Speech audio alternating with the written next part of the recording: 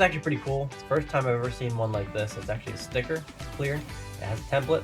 And what you do is you put this on the wall where you put it, and then this is, you drill the holes, and then where the holes are, you install this guy, and then that is a metal plate. Very, very magnetic. So that's how it attaches, like that.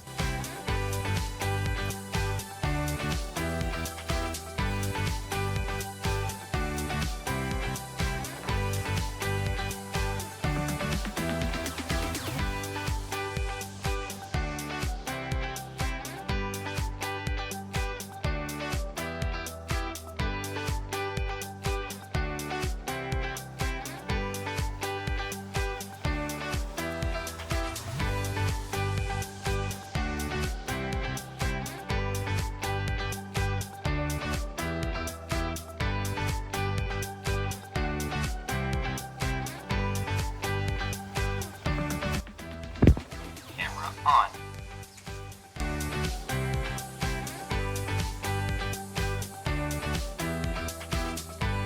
As you can see, we have it installed up here on the wall, and overall it was a fantastic installation. It was very easy.